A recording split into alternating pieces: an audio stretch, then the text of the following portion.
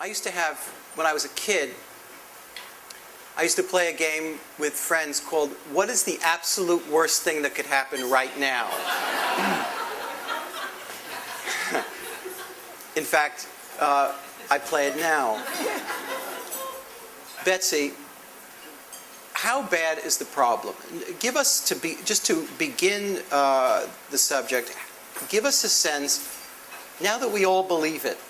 We didn't invite any warming deniers because we believe in science and it should be a presumption. So let's begin with the scale of the problem. What's going to happen to the world, at what rate, and what are the practical consequences of it in New York and beyond? It's an enormous question. Let's begin to sketch it out. Okay, the 2-minute version, and it's very timely that we're talking about global disaster right now, because there was just a piece in the Times today, which you all probably saw. That can you hear her? Can you hear me? Can you hear me? Pick it up and just hold Okay. it. Did people see the piece today in the Times about how emissions hit a new record this past year, even though we were in a global recession?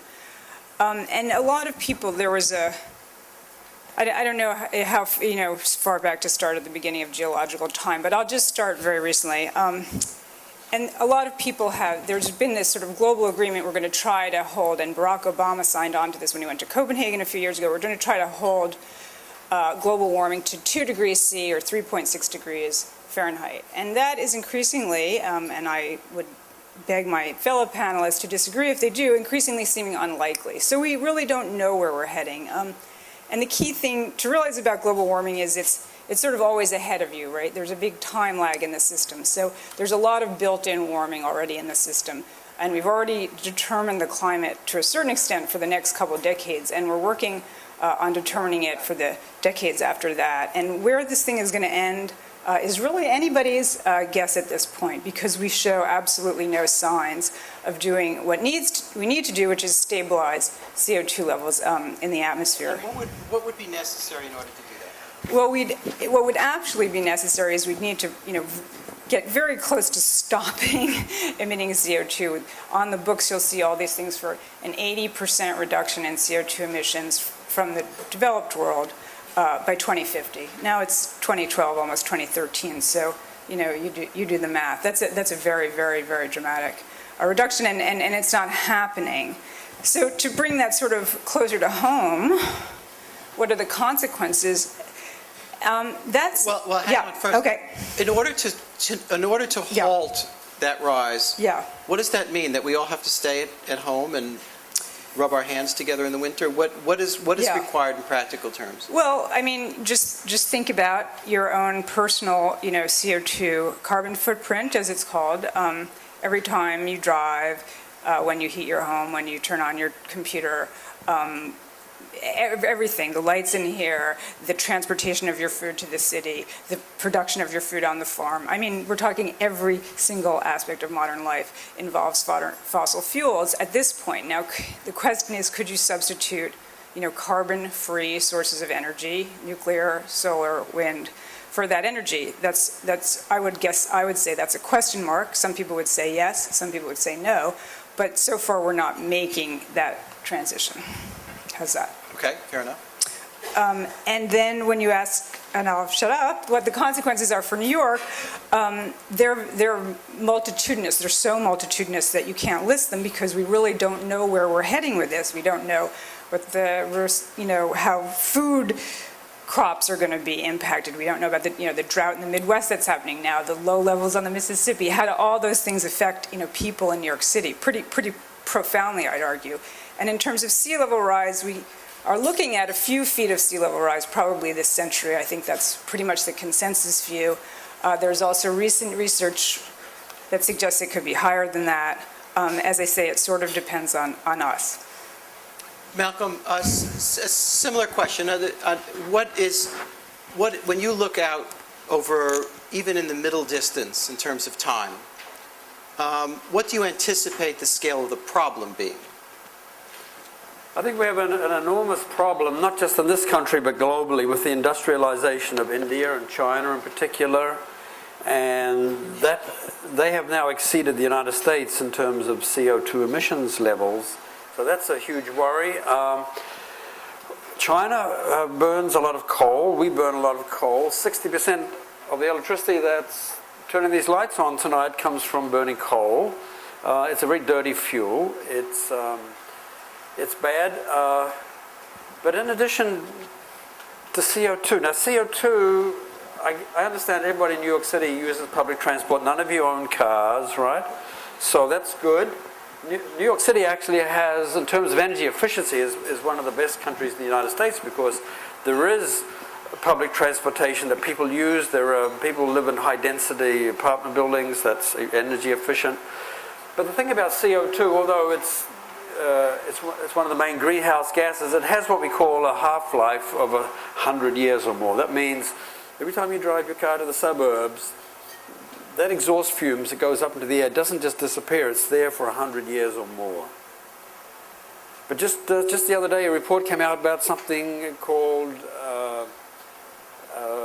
permafrost.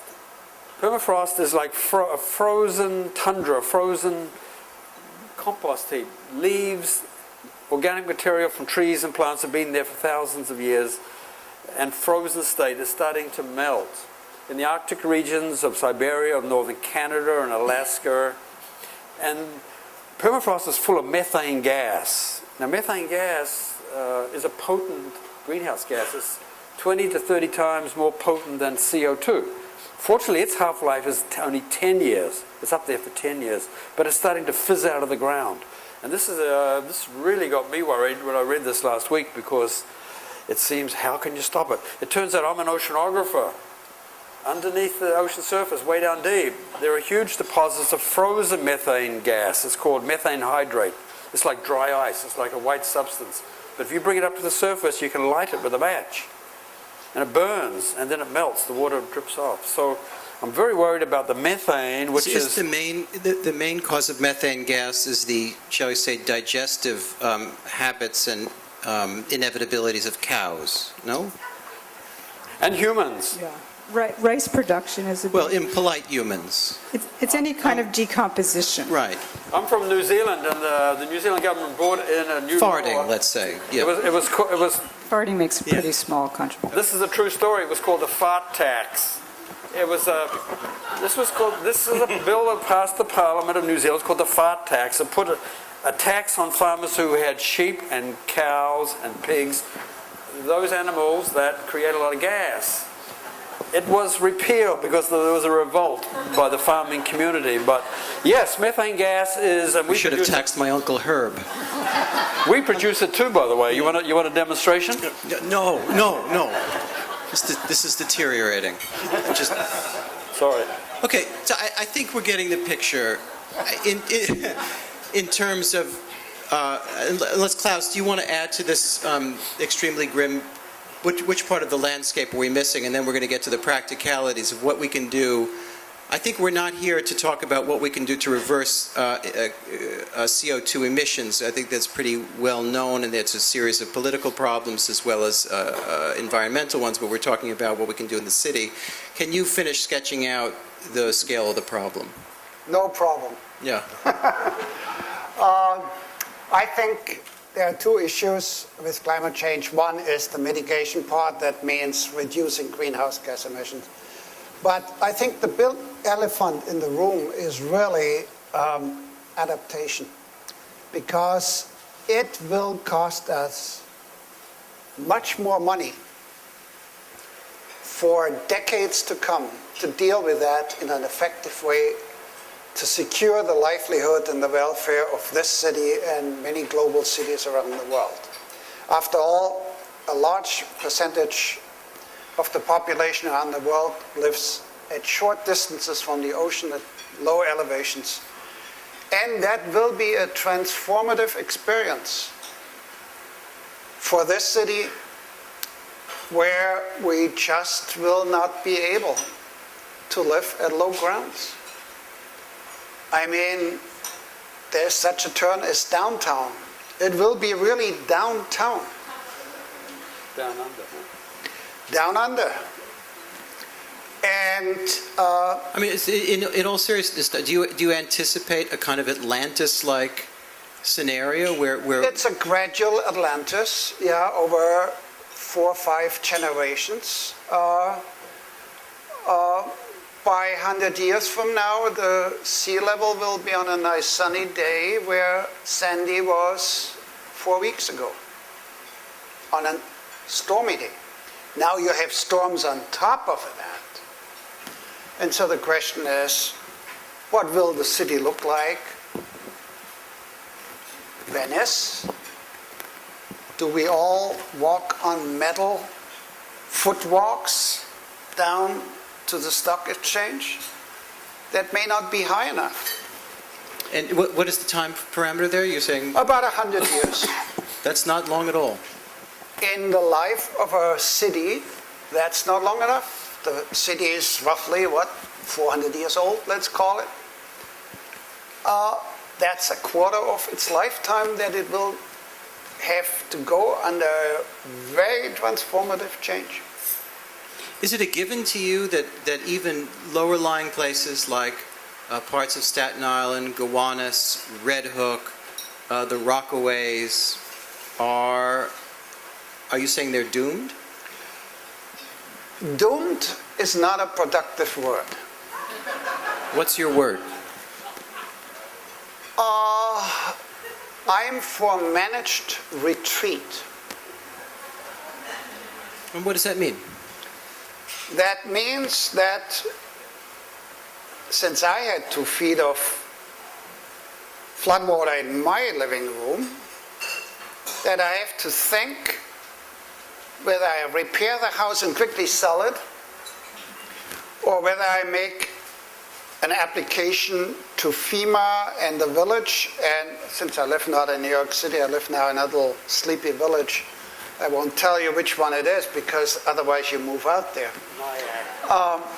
It's Piermont, New York. It's in the press, Klaus. Oh, damn it, David.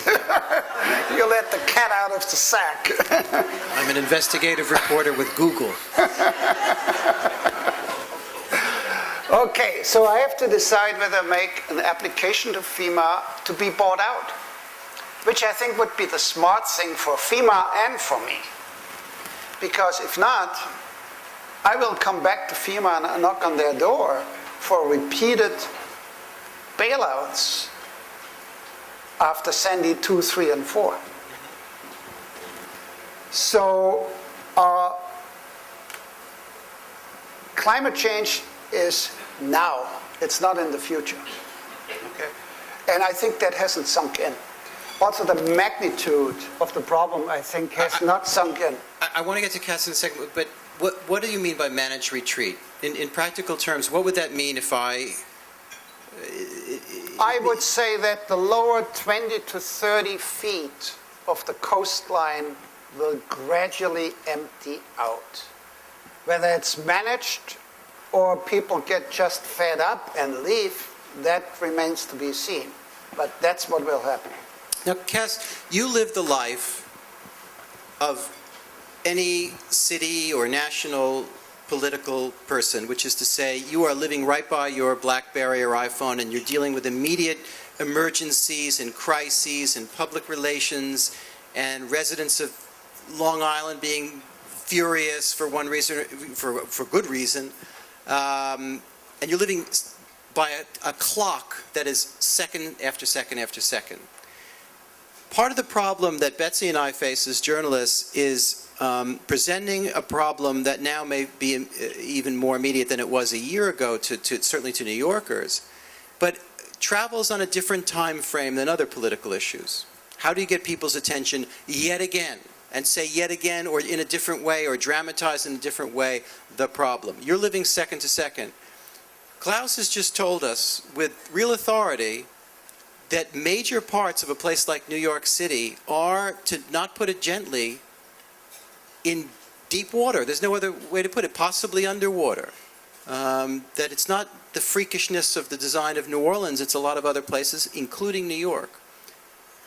What political problem, financial problem does that present if we want to have a decent, livable, stable New York not just in the next term of the mayoralty, which doesn't matter all that much, but in the future going ahead for our children? And is that a day-to-day topic at City Hall? I'm just glad we're starting with the small questions. Also glad I have 390 days left and not 100 years. No. I don't have 100 years either. There is, the short answer to the question is yes, there is a tremendous amount of thinking going into this problem, and by this I mean not just Sandy and the surge, but the climate problem and the sustainability issue, which is to say, how do 8.5 million people, projected to be 9.5 by 2030, live within the square acreage of the 5 boroughs of New York City with 520 miles of coastline and tax all the resources and demand all more? How do we do that?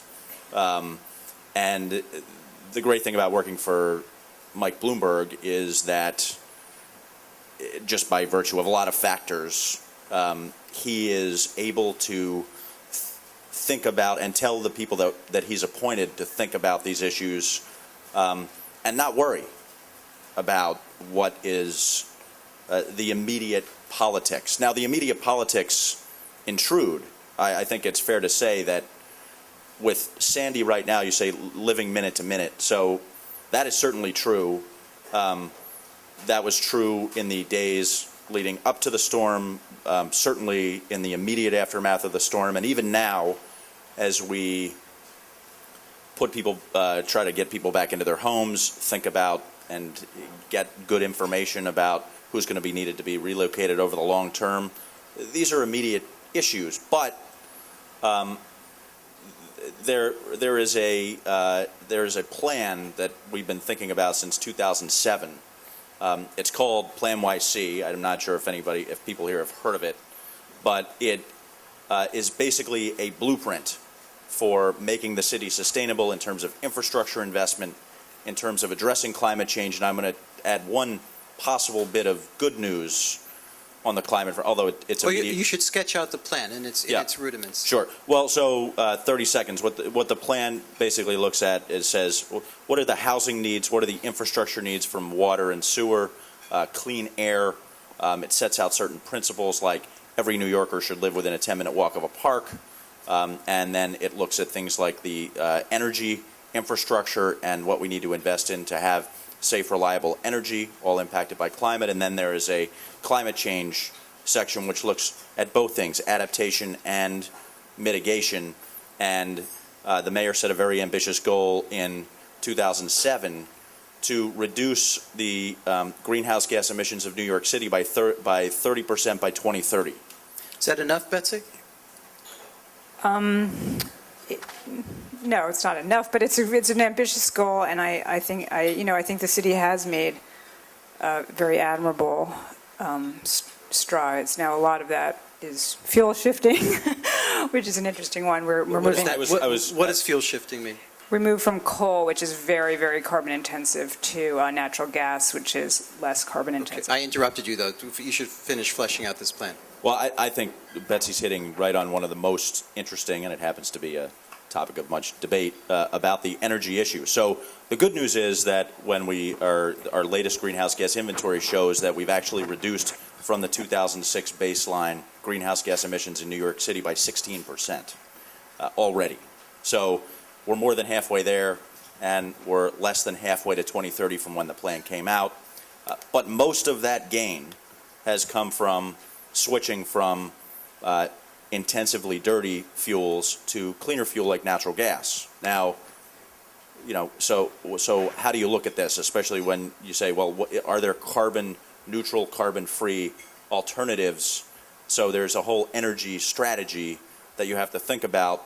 But the question is, on a relative basis, we're certainly doing better than we were. Now yes, you're in politics as well as all the other things you're doing. There was a presidential debate in which energy policy came up, and all I heard from both sides was terms like just who could drill the most and who could get the most coal out of the ground and all the rest. Global warming never became a subject at all. How was that received in City Hall? Well, I think the mayor has been very vocal on the issue. It's certainly a disappointment. It is a disappointment when the national leadership goes through a cycle like this and doesn't feel the need to address that issue. Now, I think ultimately the administration will. What gives you that sense? Well, I think that, certainly the mayor's raised it, and the mayor supported the president. So, and I know that it happens to be something that is Lisa Jackson, the EPA administrator now, and her team that I've worked closely with on a lot of issues.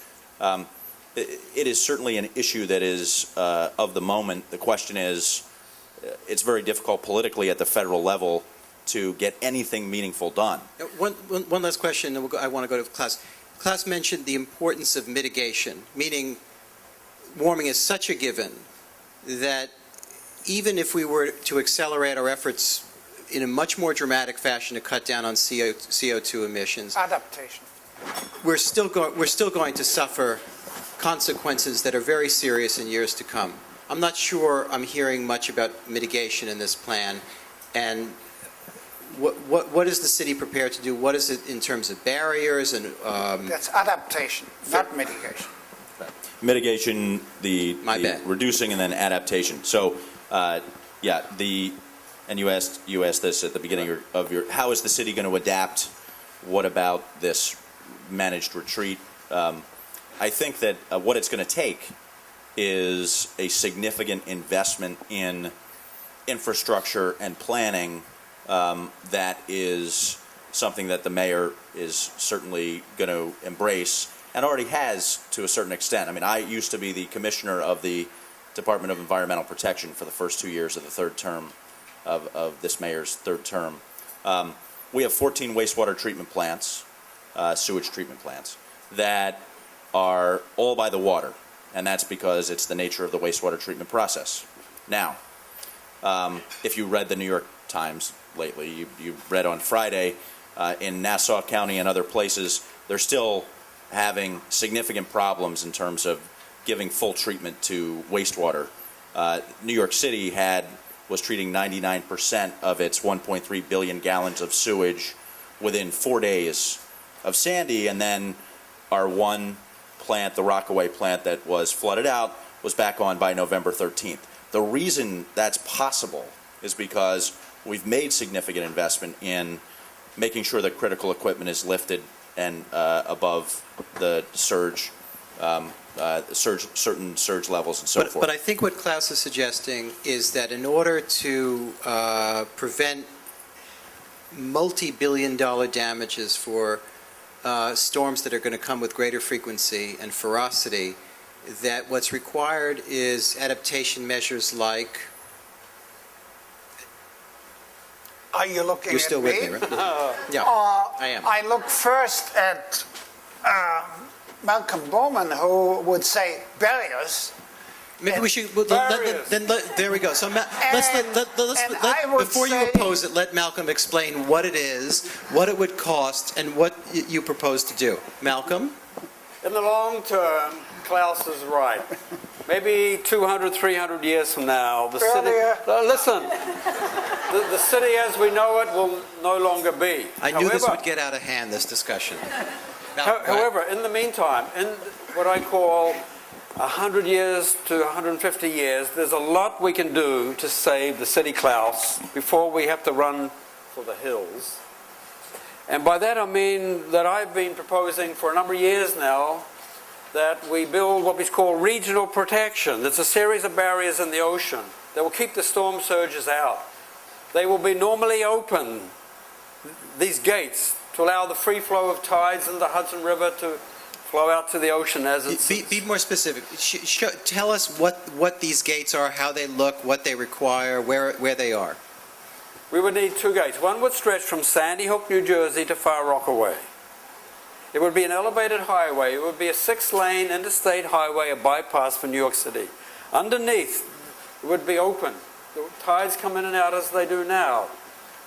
In the Ambrose Channel, which is the main shipping channel that comes into the harbor, there would be big saloon door gates like they have in the Netherlands.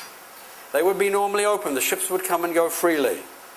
So ecologically, the flushing of the harbor, the ebb and flow of the tides will be the same or close to the same as it is now. There would have to be a second one in the Upper East River, somewhere near Throgs Neck Bridge, because surges come down through Long Island Sound through big storms. Surges come up through the Verrazano Narrows during big storms. Barriers, properly made, properly constructed, and augmented by natural building up the sand berms, both ends, at the New Jersey end and the Rockaway end, even curling around Kennedy Airport. If this had been done properly, there would have been no damage during Hurricane Sandy. There would have been no damage, there would be no surges. It's as simple as that. Now, there's a big debate starting about whether the city should invest in such a system. Now, I agree with Klaus. In the long term, the city maybe is doomed. Can I interrupt you for 1 second, Matt? No. I was a literature major. You're a literature major. Yeah, so I'm not getting all of it. So there's saloon. Doesn't the water then go somewhere else and flood somebody else's?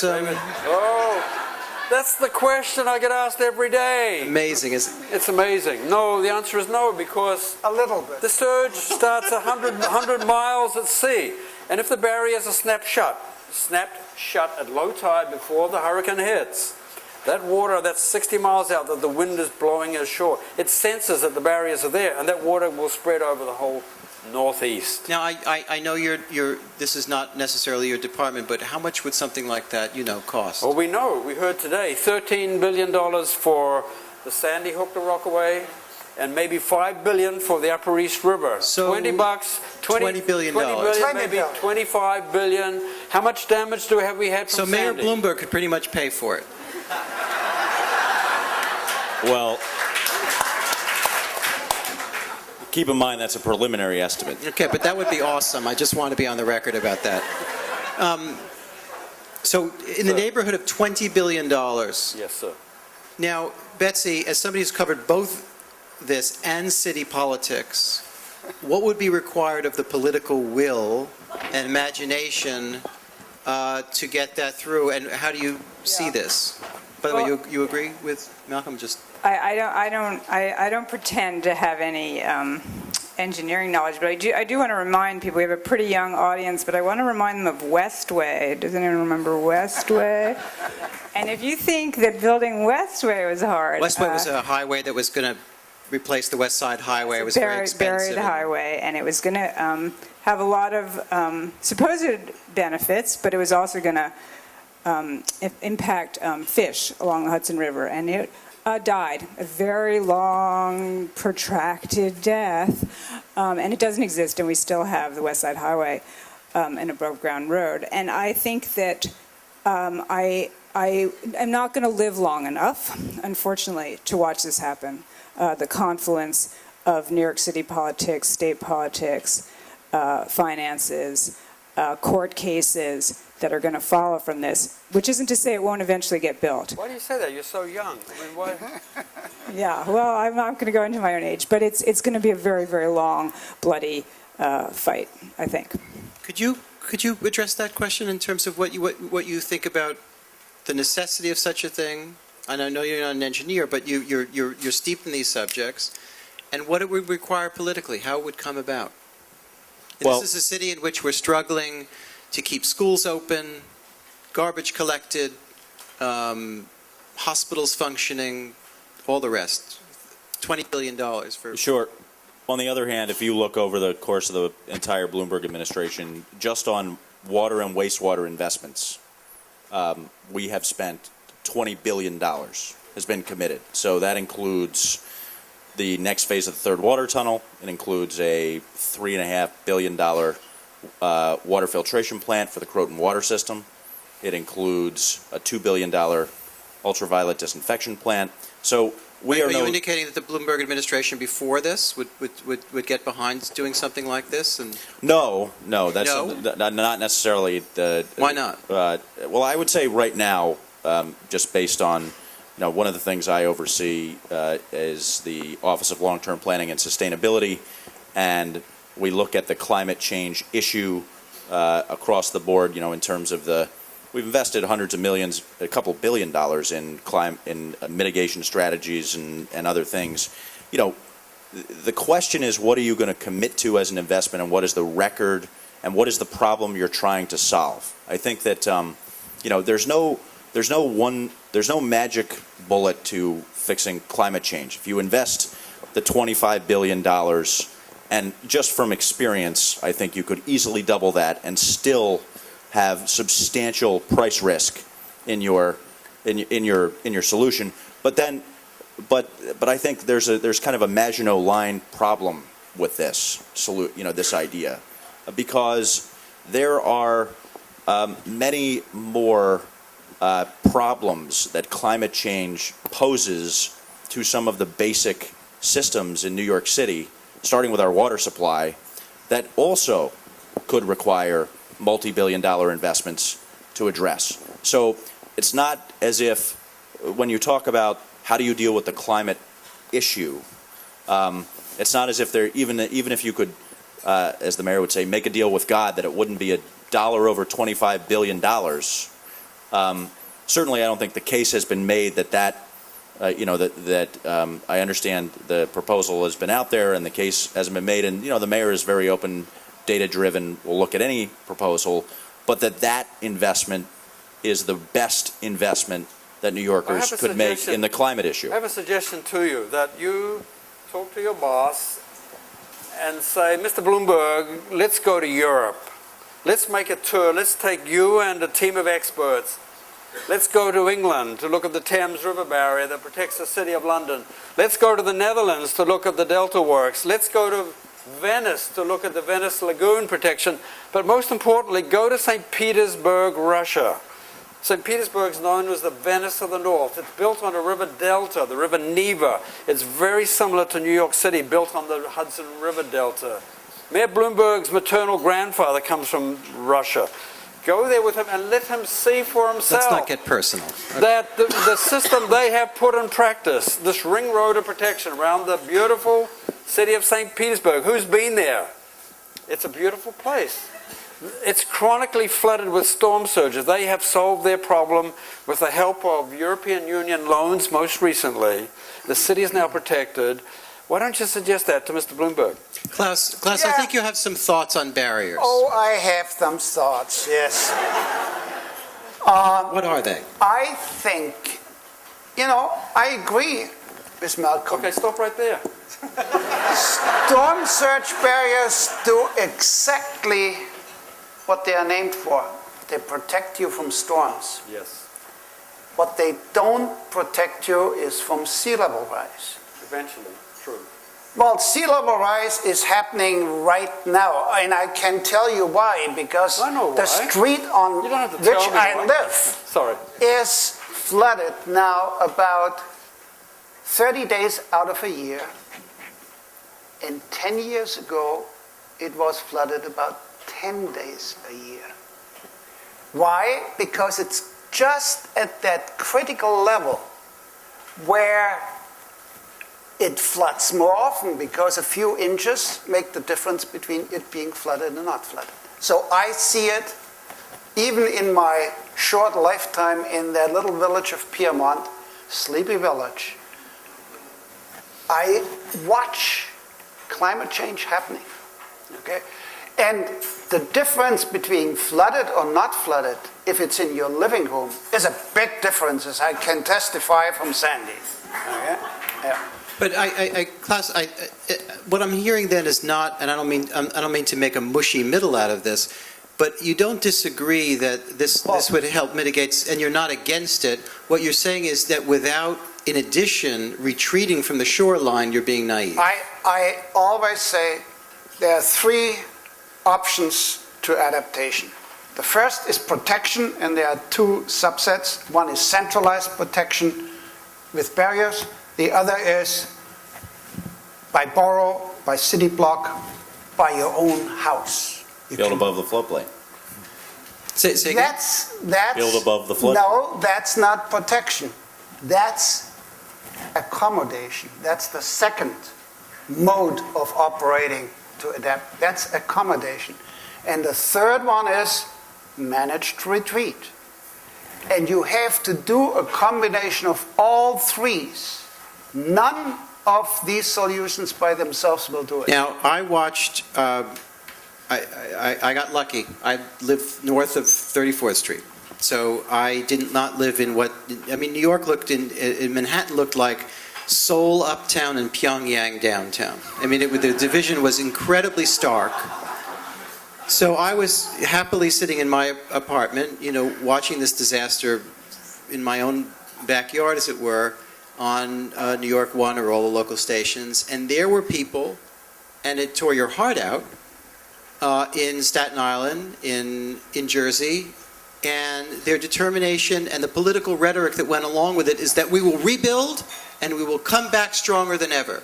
And you saw this in New Orleans, which is a city basically in a kind of soup bowl. And the one thing that seems impossible to say politically, and what Klaus is getting at, is the business that you cannot necessarily live the way you did before. Or even in the places that you lived before.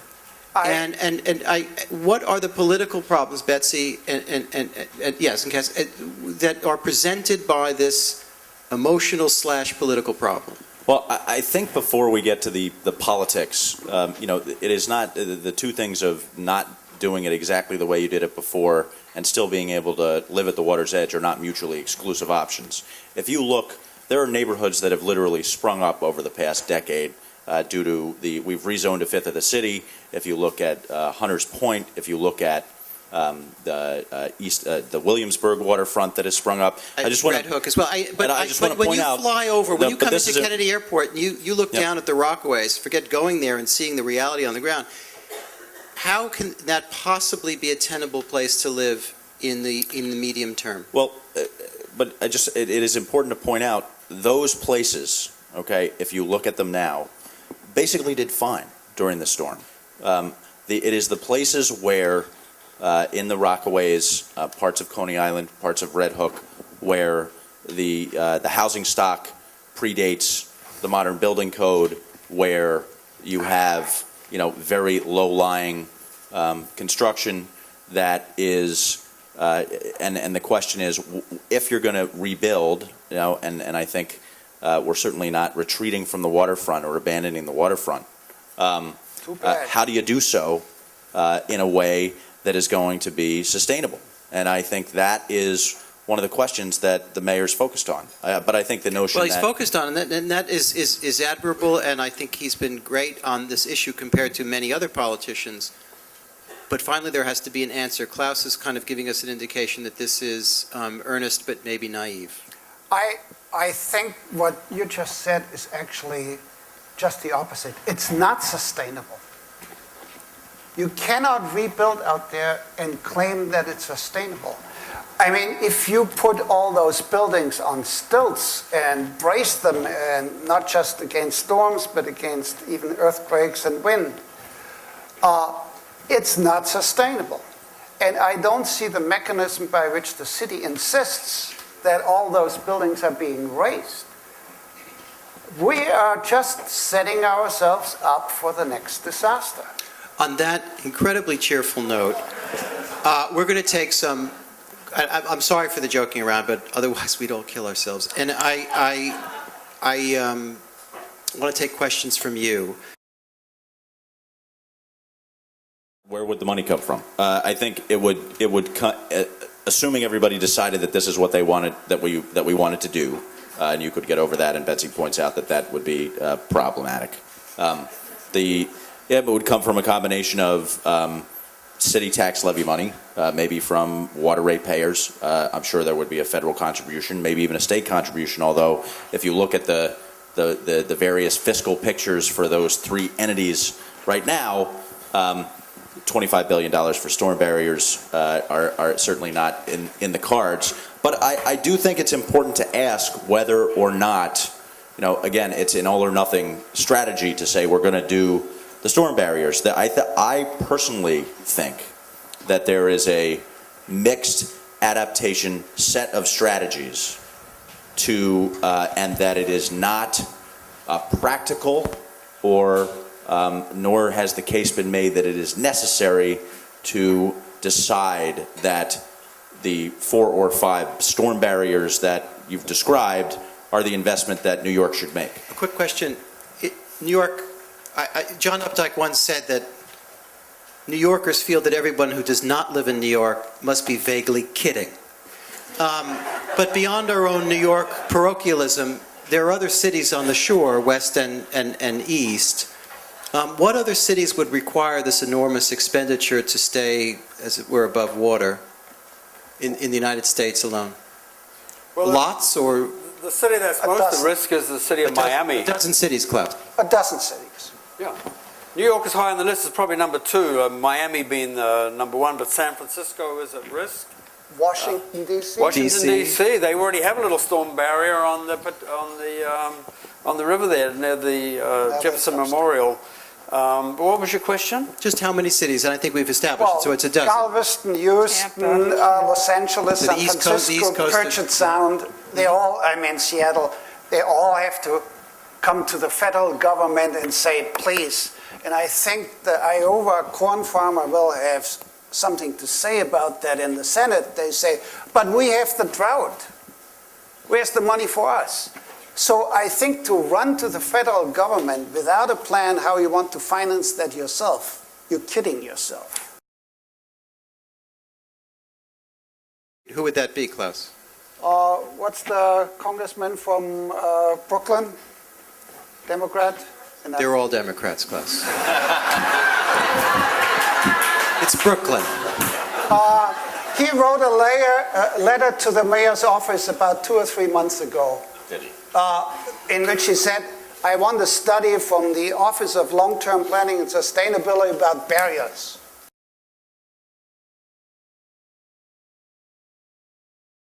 Betsy, Yeah. could you repeat the question? The question is, how do people feel, how do people on the panel, how do people in the audience feel about rebuilding places that essentially functioned as private enclaves? The examples that were given were Breezy Point, and what was the other one?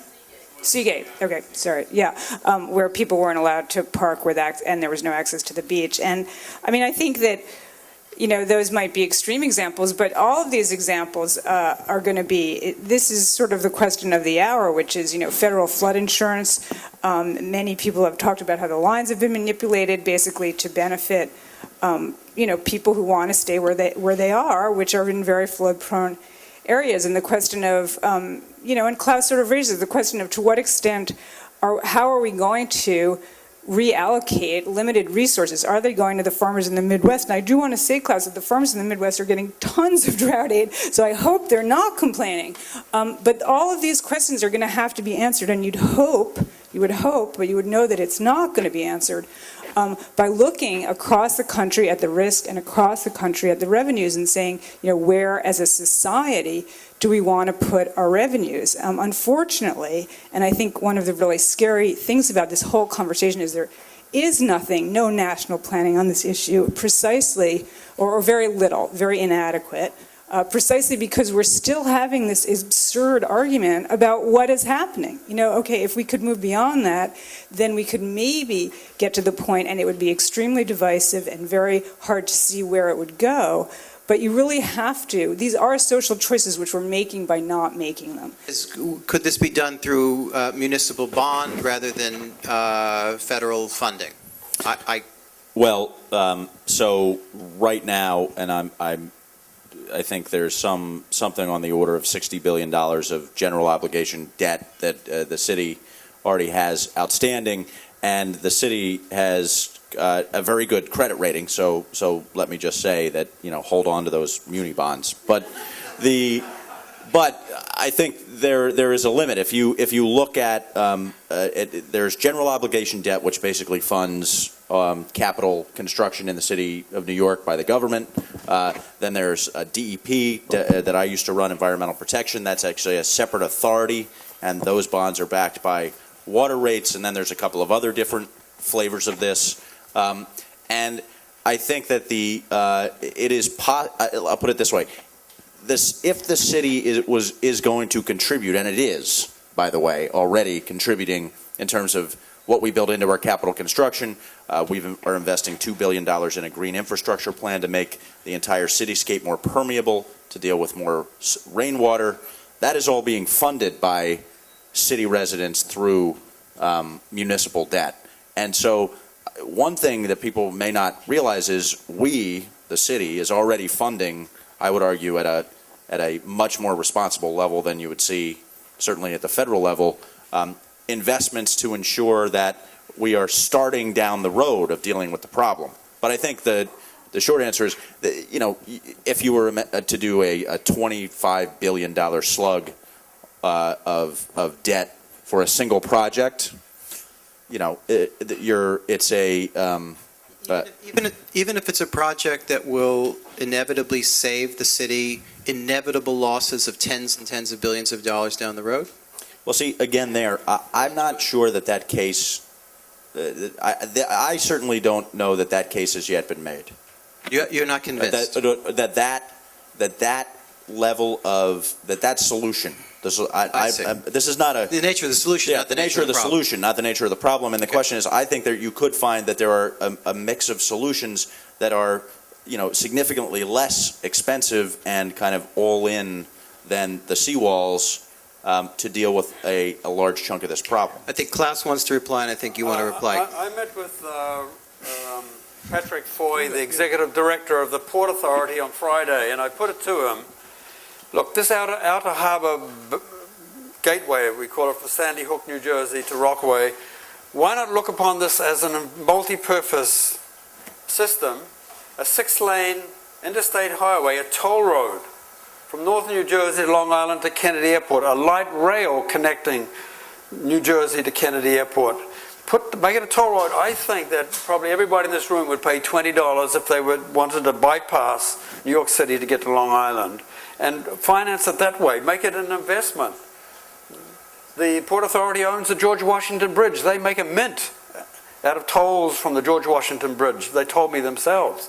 So why not try and finance it that way? It's about $1 million. I'm calling you on that. They said they made a mint, and they told you? Thank you. They weren't the exact words, David. They weren't the exact words, but that was the intent of the message. Okay. Klaus. Well, there was a study about 8 years ago in which a body down in Washington, I was part of it, looked at it, what you get out from each $1 that you invest into protection.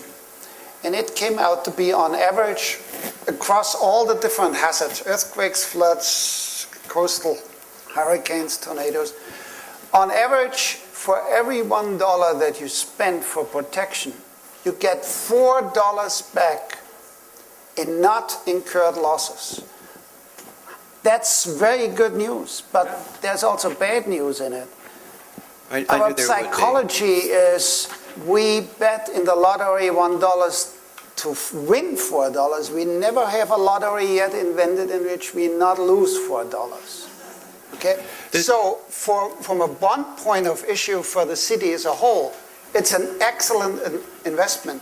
If you combine it with a revenue stream, then you can play Robert Moses and do even better. Even so, I hate Robert Moses.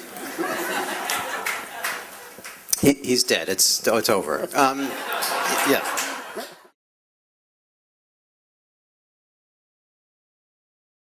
Well, and I don't know. I don't have the specifics at hand, but I believe with Hunter's point, there are I'm certain in the zoning there are requirements for how high above the floodplain that needs to be built. If you look at Willett's Point, just another project, for example, that is being built on 6 feet of fill for the express purpose of being able to withstand the potential erosion of flooding. And let's keep in mind the low-level flooding is a chronic part of life for New Yorkers who live in the, I've been to the public meetings afterwards. I mean, you know, there is, this storm was certainly massive, and we have to plan and protect for this kind of an event. But it is possible for the large measure of events that are in the ordinary course to take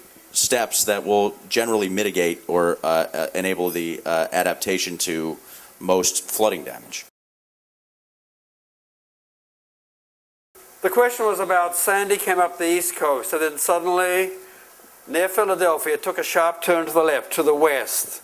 And instead of coming up to New York City, it took that sudden bend. And the question is that due to climate change? What we can say, we cannot prove that's due to climate change. We say it's consistent. It's another exhibit in the case we're making about climate change. It's Exhibit A or Exhibit B.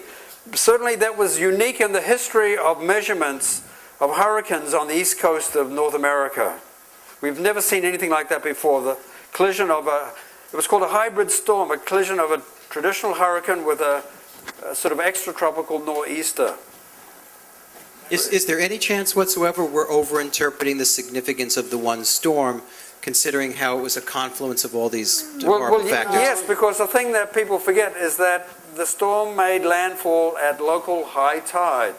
And if you remember a month ago, it was also a full moon. Full moon as well. That means a spring tide, an extra high tide, the sun, the moon, the earth in a straight line. There was a confluence of those effects. The storm, where it hit, if Sandy had hit 6 hours earlier or 6 hours later, there would not have been significant flooding at all. Klaus? So it was a fluke.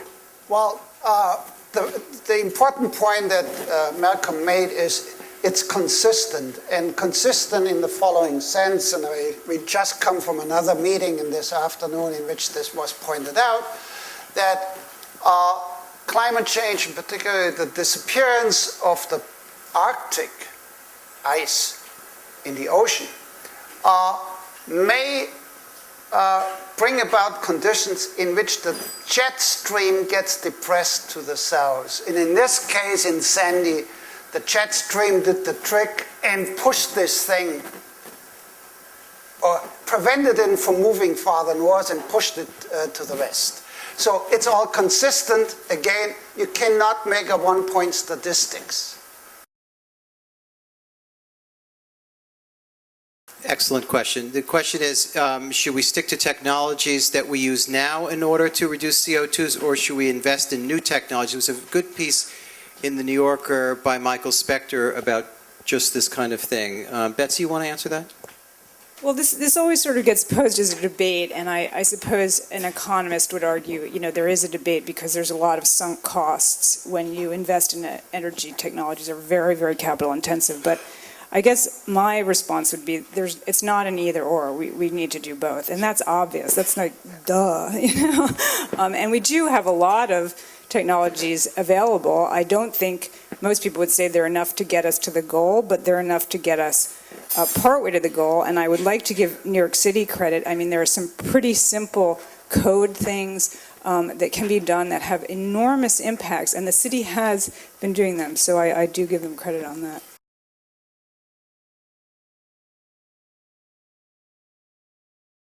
Well, I mean, that presumes that the reason that it's not being done right now is simply because we can't afford it. And I think that underlying premise is, I think, flawed.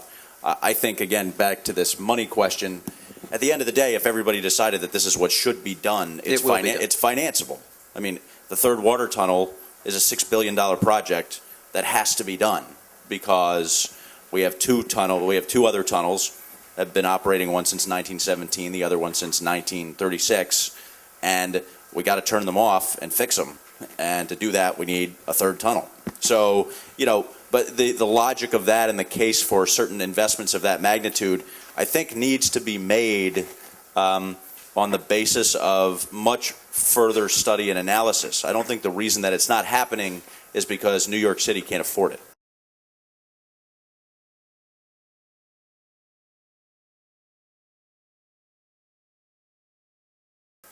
Okay, well, so the numbers... 60 billion, was it? 50 billion. 50? Right, well, so the regional number is, right, what is the combined number between New Jersey and New York? I'm actually not as fluent on. I know that the state of New York number is 42 billion. The city number, which I know even more than that, is $19 billion. That is a combination of known cost, known loss immediately, so about $5 billion to clean everything up, we estimate about $4 billion in insured losses to homes immediately, and then some other billions of uninsured losses, and then about $6 billion of what's called lost city product, the equivalent of gross domestic product, the business loss, the loss of economic activity as a result of the storm. So now that's I guess you could say, well, $19 billion, if we just had $20 billion, we could build these barriers and not lose the $19 billion again. It's not quite that simple. Why is that? Well, I mean, because those losses are, well, there's the immediate loss of the economic activity over the time, but I think that the investment of the funds to do this would then it's not as if that is just a cash loss. Okay, there is an amount of economic loss that is estimated on the basis of business activity, but I got it. Let's assume we set $20 billion aside for barriers. The question that you have to ask yourself, what could you do with $20 billion to save all the entrances to the subway, make plugs into the tunnels? You probably need only $10 billion to actually prevent a $40 billion economic loss. So, you know, barriers is a nice visible project that politicians can put their name on it. And they can't do it with all these other measures. So you have to be very careful. Is it the most cost-efficient thing to put everything in this one basket? I think in the name of fairness, you might want to have a little, you want to respond to that? David, nobody is suggesting we start pouring concrete next week. What we are suggesting is that through the initiative from Christine Quinn and U.S. Senator Chuck Schumer, they go to the Congress to get the Army Corps of Engineers to do a very detailed examination of the pros and cons of storm surge barriers versus other solutions. And my understanding is that study could take at least 5 years. 3 to 6, yes. 3 to 6 years. It would cost millions of dollars of federal money. That's what needs to happen. We're not talking about pouring concrete. We're not asking the city to pay for this next year. Okay, I appreciate everybody's time and energy on the stage and your questions. Cass, Klaus, Betsy, Malcolm, thanks very much and good evening.